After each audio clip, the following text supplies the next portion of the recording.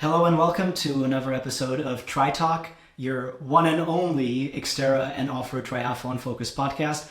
With me today, well, first of all, I should start off with my name is Oliver Tonder. We didn't do that last time. With me today is Aneta Grabmüller Soldati. Welcome. Welcome.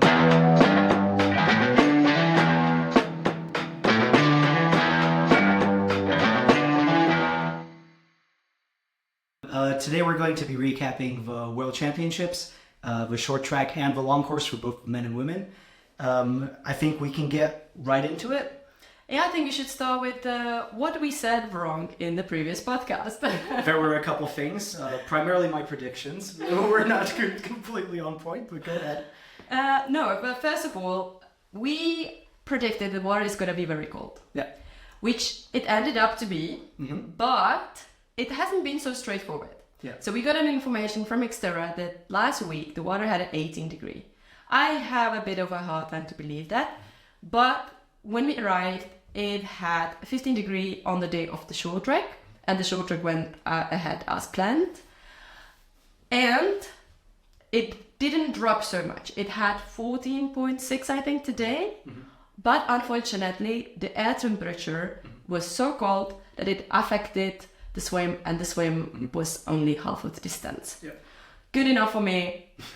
At least versus swim. At least it was not a duathlon. Yeah. It was a triathlon. Based on the times we have seen, it was longer than 750 meters. Yeah. Plus, the water was very choppy, and we were swimming against the sunrise. So the sun was rising behind the mountains, and I was completely blind. I could not see the first buoy. I was just looking on my left. I had Rachel Klamer, and I was just looking where she swims, and I was hoping she sees something. Yeah. Well, speaking of Rachel Klamer, Rachel, I'm sorry, I can't do Rachel. I just heard it too many times on TV. Speaking of Rachel Klamer and Richard Murray, we did not expect any surprises in terms of the start list because we didn't see either of them necessarily qualifying by the rules. And so we didn't expect anybody like that to show up on the start list. They did. I think both of us think personally that it's good for the sport because we are big names. It's good for me. It's good for you because she's going to swim in front of you and you have feet to draft off of. Yeah. But I mean, who would have expected that? Well, we certainly did not, because the rules says, as they are published on the website, that you need to, in order to qualify for the World Championship, you need to race in elite in one of the races, any races. Yeah. And I understand both of them are Olympians. They probably have obligations. They, are not allowed probably to race any other races that are not in the interest of the Olympic team. So before the Olympics, it might have been difficult to qualify. But there were 2 months in between the Olympics and today's World Championship. That's one thing. In case there are wildcards for Olympians, as apparently it was the case previously with Flora Duffy and Javier Gomez, then that should be written on the website, right? Yep, exactly. And another thing we made a small mistake on in terms of participants was Lukáš Kočař, who we both assumed to be racing. He indeed was not. He was registered. He was registered, but he was not racing. Yeah. He did not show up. And according to his Strava, he is in South Korea today. Oh, really? That is not Molveno Italy, last time I checked. Well, we don't have any more information, so that's about it. Yeah, so I hope Lukáš is doing well.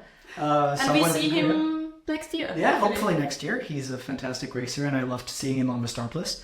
But I think we should start with the women's short track. We had somebody I have someone sitting next to me who did pretty well on the women's short track. But I think maybe, let's start with your perspective on the race, if you don't mind. Yeah, so we got out of the water with Rachel Klamer together. That was a great thing for me. Obviously, the gap was probably bigger than it would have been if she wasn't here. So I only benefited out of that. And then I was expecting she would stay with me on a bike at least for some time, because the first 1 kilometer was just on the beach, gravel, not technical at all, before we actually got into the section where there were logs and then later on a jump. but I dropped her straight away, straight after the transition. She's fast. No, I have to say I have been surprised. But I think it's no secret that she doesn't train on mountain bike, and she shared on her Instagram that she's not very comfortable on it. So she got dropped and eventually caught by all the other girls. I continued to be in the lead for 4 other laps until Choo-Choo Solenne caught me. I stayed with her. I think she slowed down at that point when she caught me, and we entered the T2 together. And then the Choo-Choo passed me, and I haven't seen her anymore. Maybe you managed to hold on for a fantastic second place, which was really nice. Yes, I'm very happy with that. But I think we had it in the interview after the race with Loanne. She said that she actually didn't push so hard, and maybe some other athletes were also preserving some energy for the main race on Saturday. So I would just like to really quickly recap the whole thing from maybe things that you maybe didn't see, and then maybe comment on who did and who didn't push back, who did and didn't push hard, because there has been a lot of sandbagging, similar to like the Tour de France, where everyone goes, "Oh, I'm not in my best form. Oh, I'm actually kind of going easy."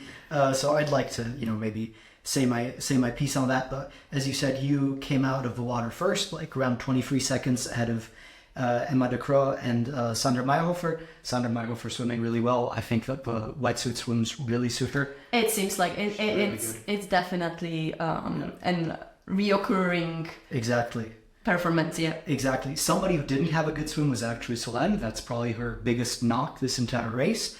But then basically during the entire bike, Solenne just started motoring towards you, who you were obviously putting in a fantastic performance. You were, I think, the second fastest bike on the day. I'm not sure, actually. I am pretty sure.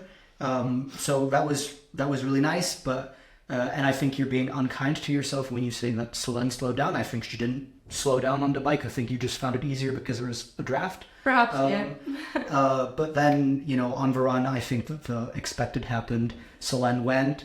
I think if there is one person who can say Solenne went and won, I think if there is one person who can say that they didn't go hard or that they didn't go full, it's Solenne. Because you can see on the time splits that she kind of eased up, especially in the second half of the run, once she knew there was a comfortable 20 seconds between the two of you. She, I think, did not go deep. In regards to Loanne, I think, yes, she looked comfortable, but on the other hand, she had a group of Sandra and Alizée right ahead of her, like 10 seconds. And in my perspective, on a course that is so untechnical, has only 2 around 1 minute punchy efforts, it's just easier to make the effort and draft for the entirety of the race, because that's, and also, I'm sorry, there's a win on the line. Like, you guys are here to race. You guys aren't here to save yourself for Saturday. That was my approach. Like, I definitely did not plan to save any energy. Look, it was a race as any other, and my mentality is to go all out. And I'm very pleased with the second place. But I have to admit, the men's race, that was an epic battle. I have to tell Solenne to wait on me next time, because I want to have such a finish line as well. So if we go for the men's race, we had is he the albatross? He is the albatross coming out of the water, Jens Roth. Yes. He did his signature little wave. And then there was a really big group, including Maxime, Felix, Maxime really well this entire race, and Jules Dumas. I think Richard Murray was actually also in that group, and he really impressed me with how well he rode. And Artur was kind of riding a bit strange. He was, every single time he got under the first 1 minute punch, he would always have like a 5-second gap, and then he would just close it on the uphill, which didn't really make sense to me. Like, why don't you just draft? I know he made a couple of mistakes a couple of times. He had like a little crash, not really a crash, and Murray even made a couple mistakes, but it was just a little bit strange. But all of us were looking, first of all, at Jens Emil. Okay, so he's like 40 seconds off of out of the swim. Then he had a terrible transition. He lost like 20 seconds. He couldn't get his shoes on. I think he was cold. He was cold. He was terribly cold. The water was really cold. But also somebody who I didn't mention was Sullivan Middaugh, who had an incredible bike split. Did you expect that? No, absolutely not. Absolutely not. I mean, he's good. He's a fantastic runner. Yeah, he's been fourth last year, right? But we haven't seen him at his best in Oak Mountain or Canada. No. So that came really unexpected. Yeah. But an epic battle, and he definitely deserved the win. Exactly. I mean, he ran with Artur and Felix. Artur probably had the fastest time split, run split. But then it came down, and Jens wasn't able to close it. He also had another bad transition in T2 and lost another. He closed the gap and lost him again in transition 2. And, that was all she wrote. I think, Sullivan was incredible, outsprinting the two guys. The confidence you have to go into a sprint finish with Artur and Maxime is really crazy. Yeah. Artur and Felix. And I think Felix really tried to get rid of them, but he couldn't. But Maxime had a really good race. Maxime was unbelievable. Yeah, he came in fourth, holding off Jens. I think that was his best performance this year. Yeah, in terms of like level, absolutely. In terms of like numbers, I'm sure he's had plenty of top fours, but like he was so good. He was ridiculously good. Definitely. Yeah. And he finished fourth in the main race as well. Exactly. He finished. Should we start with the men? Sure, we can. But one more comment. Somebody who I touted last podcast was Michele Bonacina. He unfortunately was sick, and so he just didn't have a good race. And he did not start today. He didn't start today, so we just wanted to say, get well, Michele. He's a fantastic racer, and I really respect that he, even though he wasn't feeling good, he went and he just wanted to complete because it's kind of his own world championship. Yeah. So that's something that was really cool to see, and it's not that he was bad at all. He was sick. Yeah. So, but yeah, we can start with the men's long course. I know very little because I have raced myself. I haven't seen the race at all. Yeah. At this course, the race didn't interfere at all. Like, we haven't met on the course. Mm-hmm. I was actually only passed by Duvoisin on the run, and that was it. I haven't seen anything else. So please go ahead. Okay.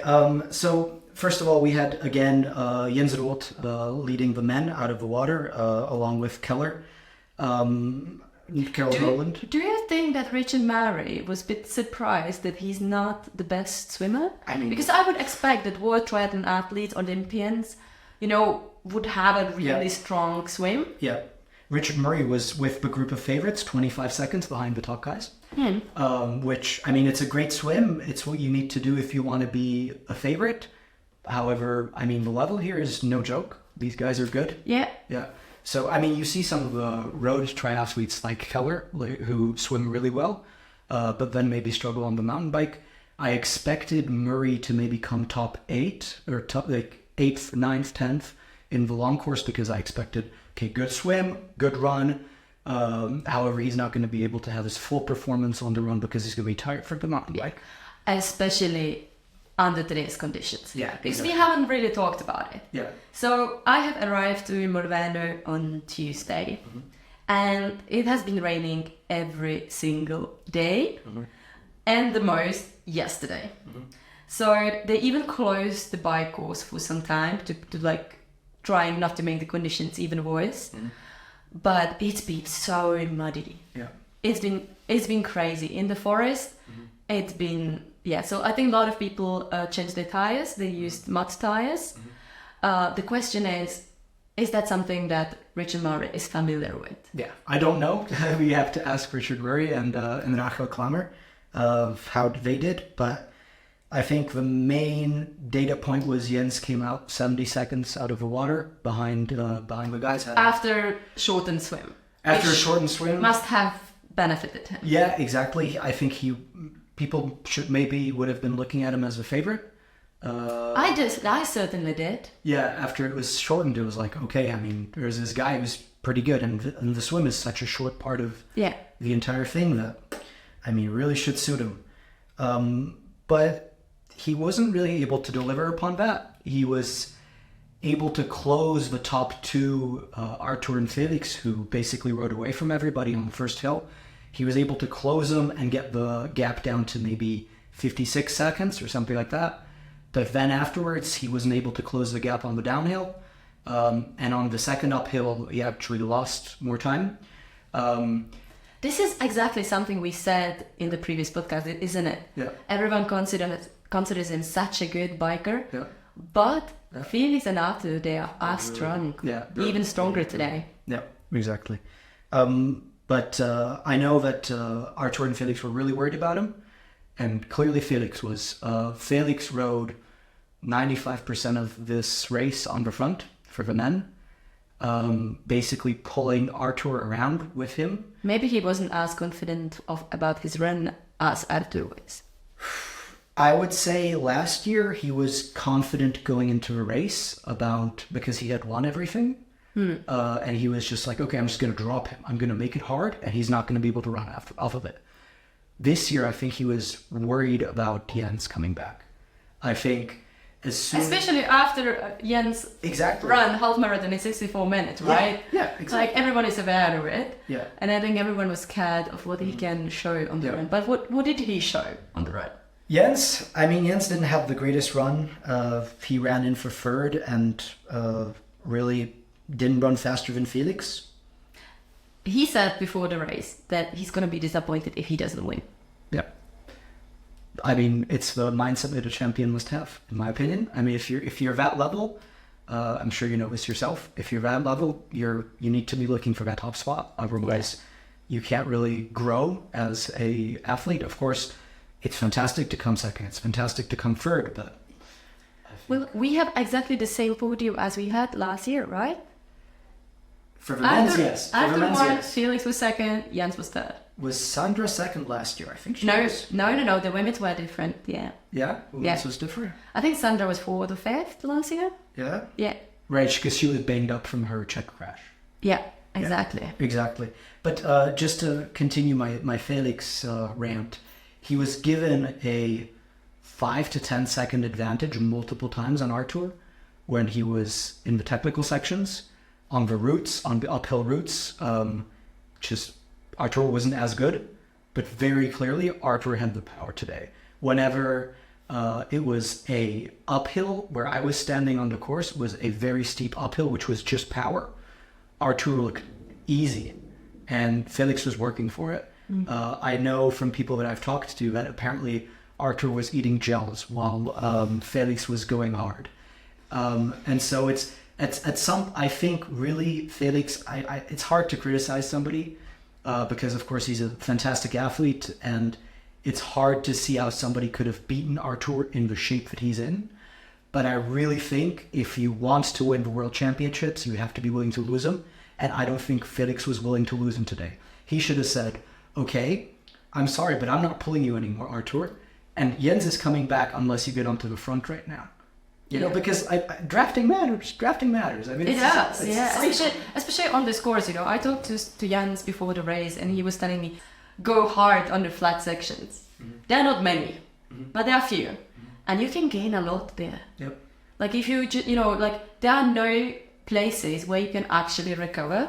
So once you hit the flat part, you think, okay, now it's time to recover before we hit the climbs again. But if you go against that strategy and you actually push hard on those flat sections, you can gain a lot. Yeah. Because people may be trying to sit up, which, of course, you can't just recover on the flats. You still have to push. Yeah. And there are not even many sections where you can stand up from the saddle, Yeah. Like for me, I often struggle with lower back pain, and I need to change the positions. This is not a course where you can change positions. Yeah. You need to be in your saddle most of the time. Pushing power. Yeah. Yep. I did not have that power today. Yeah. So, I mean, Artur goes on to win. Felix came into T2 with like a 17-second gap on him off of the descent because, again, he's the better bike handler out of the two. But Artur just like cold-blooded, ice in his veins, runs him down and runs away from Felix. As we've seen before. Yeah, Felix looked in fantastic shape.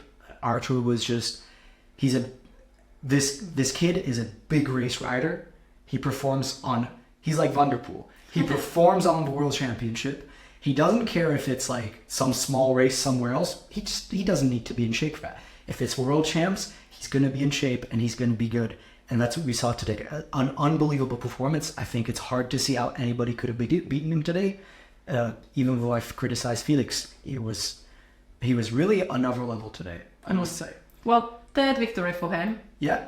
Just like for Solenne. Just like Solenne Billouin. We'll get to that later. I just want to, wrap up Felix second, Jens third, Maxime, fantastic performance again. Really good. Fourth. I know it's another fourth place for Maxime, but he is so good. This was such a good level from him. It's not just that he's far behind these guys. He's really close. He's really fighting with them. You know who came fifth in the men's? I have no idea. Josiah Middaugh. Oh. Not Sullivan. Josiah Middaugh. When was it that he won the World Championship? 2015. 2015. That's 9 years ago. 19. Yeah. Wow. I was 13 at the time. Very impressive. Very impressive. Yeah.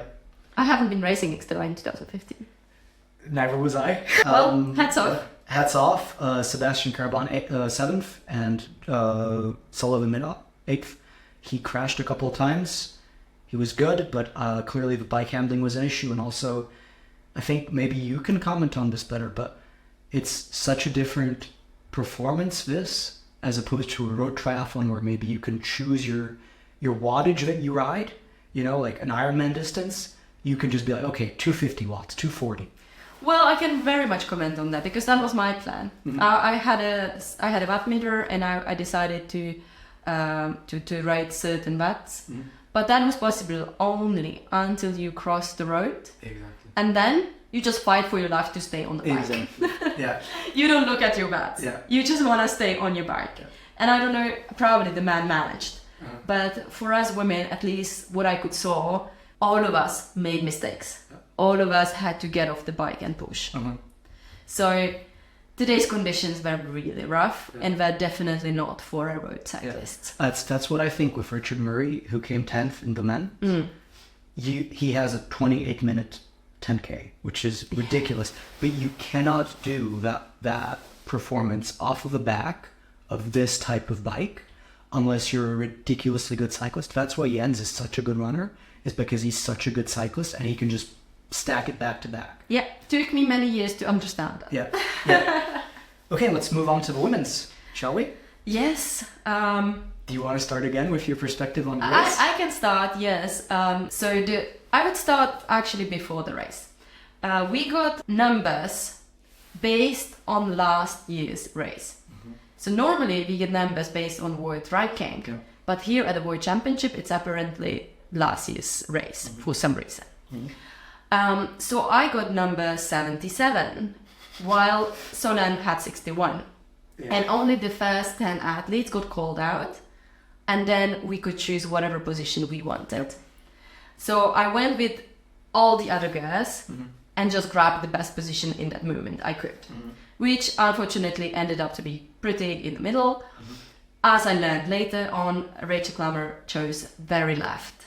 Yeah. So I was also thinking that when I was looking at you guys, you and Solenne went to the right. Yeah. And on the left, I was like, surely it's a little bit shorter, right? I have no idea because they didn't let us to the start area. Yeah. And I couldn't really see. And you have to choose immediately. Yeah, I was looking at the first boy from very right, and to me, it looked from that point, it looked like it's the shortest from the middle. Mm-hmm. So even if I could choose the position, I would go just a tiny bit more to the left, mm-hmm. but I would still stay around number 12.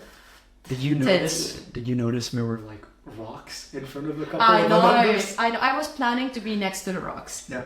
So nobody's on your left. Yeah, that didn't happen, and I had Rachel Klamer on very far left. Mm-hmm. And we started, and I looked up, and all I could see was sun. Yeah. I could not see the first boy. Mm-hmm. It wasn't very far. I think it was 200-300 meters, but I could not see it. So I was just looking at Rachel Klamer, and I was hoping she sees something, and I can just follow her. Mm-hmm. But then there was a current. So once I started to approach the first boy, I was feeling dragged, and I had to like push way more to the left.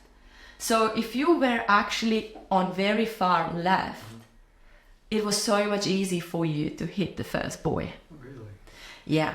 So once we turned around the first buoy, I had a gap and I was not able to close it, unfortunately. And then we started to swim back. You could not see. Really? You could not see anything. There should have been buoy halfway through it because you could not see absolutely anything. Luckily, I had Rachel Klamer in front of me. We started to catch some men. So I was just hoping they know where they swim, because I certainly did not. We got out of the water. I managed to get in touch with Rachel Klamer in the transition. You had a really good transition, but I had also very good Rachel transition. had a bad transition also, Yeah. that must be said. Rachel was like 23 seconds ahead of you, and you guys were on the same time leading transition. I have to say that towards the end of the swim, I was getting cold. So I was actually happy that the swim is shortened, because I was thinking, okay, if we were in the water any longer, my feet would be completely frozen and I would struggle with it in the transition. Luckily, I didn't. I had a very fast transition, dropped Rachel Klamer straight away and started to cycle in front alone. Now, I was hoping I can make it to the top of the first lap alone. That did not happen. So when Solenne, Loanne and Sandra passed me just before the mud section, I knew that this is not my day. I managed to stay with them for a little through the mud section. I saw that we all made mistakes and, I did not panic. But then I was just getting further and further behind. And then Alizée passed me in the downhill. She was doing some crazy lines. Yeah. I tried to follow her for a bit, but I was not able to take the same line as she did. Like, she is so skilled rider. Like, I was so impressed. And after I really struggled to follow her, I was thinking, okay, now you need to do your tank and just stick to your line that you practice, because you cannot follow this girl. Yeah. She's on fire. And from that point, I did very lonely race. I had a gap in front of me, I had a gap behind me, and I had not seen anyone else for the rest of the race. Yeah. And both of those gaps kind of grew. Yeah. It wasn't like anybody really started catching up. Okay, let's just do the overall recap. Yeah. Do you know who was third out of the water? Can you guess? My guess is Sandra Mairhofer. Zehnder was third out of the water with Loanne and with Sandra. Great swim from her. Unbelievable swim by Anna. I mean, ridiculous. I'm not so surprised though. Yeah. Because last year we raced European Championship in Lago di Garda, and the swim was very choppy, very difficult for me. She got out of the water in front of me. Really? Obviously, I was racing 7 months postpartum. I was not in my best shape, but still, very impressive swim. That's very impressive. Yeah. So I think I was actually surprised that she does not swim as well this year. So I think this performance actually puts her where she belongs in the water. Really?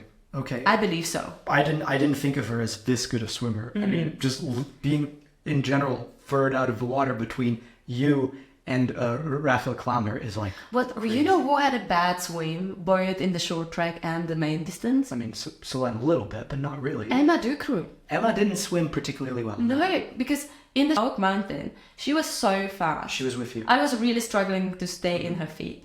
And we talked before the short track, and it was our strategy to swim together. But she was not there, and she was not there today neither. Yeah, I mean, she was in the group with Loanne, Sandra, and. But she had a very good race. She was good otherwise. She came good on the bike. Yeah. Yeah. She was good. But Solenne was 10 seconds off of that group, and then Alizée another 15 seconds. Of course, we commented on the transition. You basically come out first out of transition, and then the race just goes. I just fail to understand what happens. So all of a sudden, Loanne and Sandra just start smashing. They start smashing so hard that they drop Solenne. I was hoping they go too fast and they will bonk. That did not happen. I just don't know if it did or didn't happen. I mean, well, it definitely did not happen so significantly that it would affect the race so much for them. Yeah, definitely. I was very frustrated when I started my second lap. I was like, okay, this race doesn't go as I was hoping for. I am losing more and more time. But I kept telling myself, okay, anything can happen. Maybe they went too fast and they will bonk. Yeah. They did not bonk as much, but Solenne was able to pass them. Solenne, I think, did a smart race again. I mean, it's what champions do, is when somebody passes you, like, that's too much. Yeah, she told me she watched the Ravats and she knew that this is too much for her. And she said, okay, maybe they are stronger today, but I'm doing my best. Yeah. And I'm going to stay in that zone. So Solenne eventually, in the middle of... I also think that Loanne and Sandra had a very good level today. In general, a repeating theme that we see today is on the power sections. The power is actually very similar between Sandra, Loanne, and Solenne. They always kept the gap steady. But on the technical uphills, on the descents, Solenne was just flying. And so Solenne, by the end of the first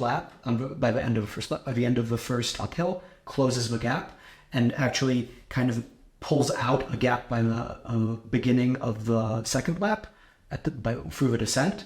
Somebody who had commented on having a good descent was obviously Alizée. She was flying. And she had to pass me. Yeah. I think she would have been even faster, but she had to ride behind me for a little bit, not for too long, but for a little bit. Yeah. But yeah, obviously, 6 years of racing the cross country World Cup gives you some skills. Yeah, exactly. Clearly. And then the two chasers hold Solenne on 30 seconds for the entirety of the power part of the flat and of the uphill. And then Solenne just says, okay, see you. She gets to the roots. She puts 2.5 minutes into Loanne. I don't know if she had a mechanical or she crashed. Well, if you get off the bike very often, then the mud can really stuck into your pedals, then you might struggle to get back on the bike. I definitely did. Yeah. So we don't know what happened there. Maybe we have to invite her for the podcast. Yeah, maybe Loanne's going to have to come tell us. Yeah, but she hasn't been training on a mountain bike as much as she did in the previous years. So maybe, 2.5 minutes though in 21. Yeah, something happened. Is like something must have happened. Either she blew up because she was setting too high a pace on the first part.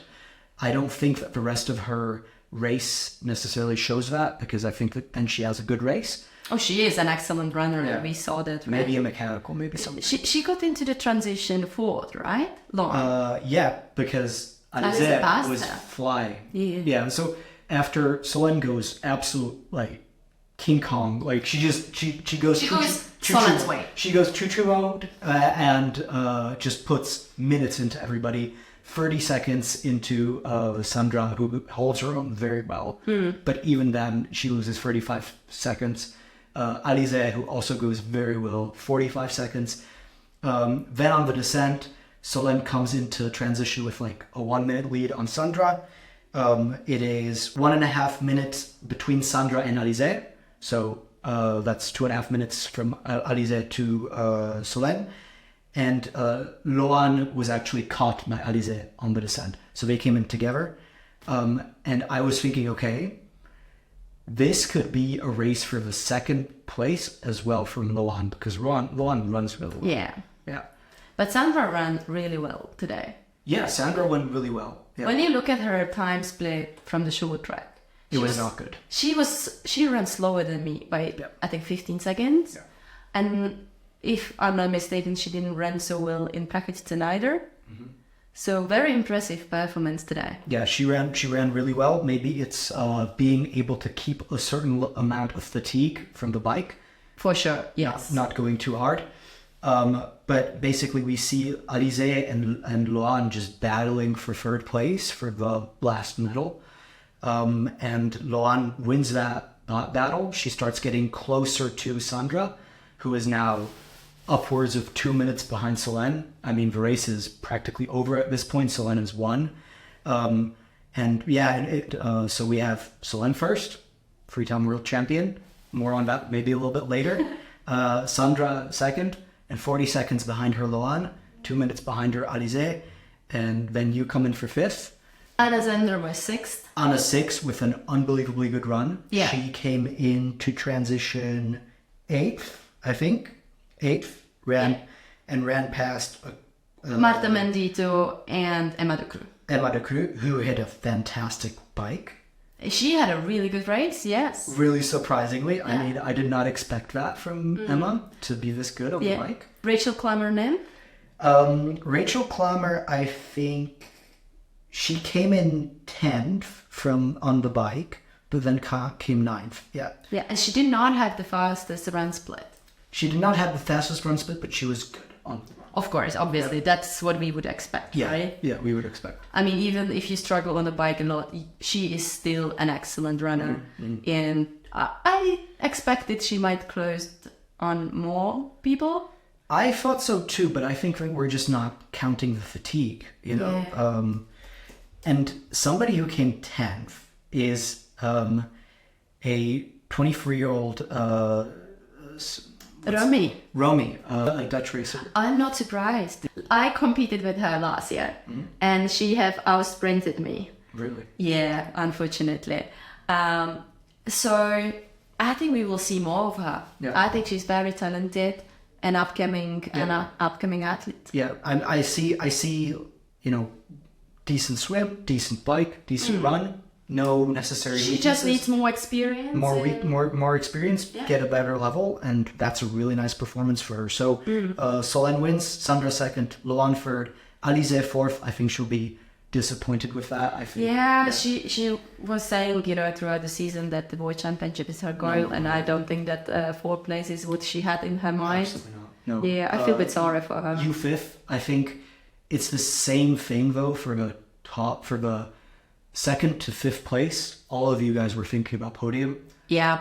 All of you guys were thinking about podium, and at some point, two of you can't have it.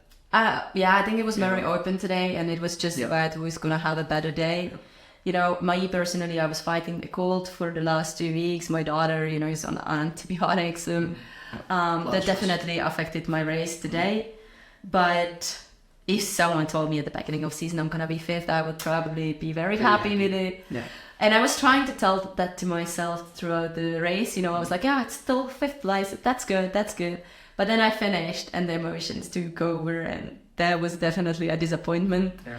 But I think I will be looking back at it as a good race. Definitely my mentally strongest race. But I think we've been talking for way too long now. Just let's comment on Solenne, though, really quickly. Because Free Pete holds her nerve on the bike, runs away from everybody, rides away from everybody. A season full of challenges. Unbelievable challenges. Yeah. I mean, she raced 6 so many times. She would have been really unhappy with. She was injured at some point. You know, some personal troubles. So I said it at the press conference. She is the mentally strongest athlete I know. Yeah. Very inspiring. I'm very impressed. And I have to say that today I stayed calm and continued the race and trying to push through because of her. Yeah. Because I knew that that's what she would do, and she would not give up the race. I was very impressed when she finished the race in Prachatice after, you know, having a fever. I was like, okay, if she can race like that, I can too, or at least I can try. So yeah, she is absolutely incredible athlete, and I'm sure she will accept our invite, and we will hear from her more. I hope so. That's what makes her the greatest of all time, I think. Yes, she is the upmost and most dominant athlete this season, period. And yeah, I think we will see more of her next year. And I think we can end on that. Yeah. Thank you very much for listening, and I think we'll see you in the next episode. Hopefully soon. Ciao. Ciao.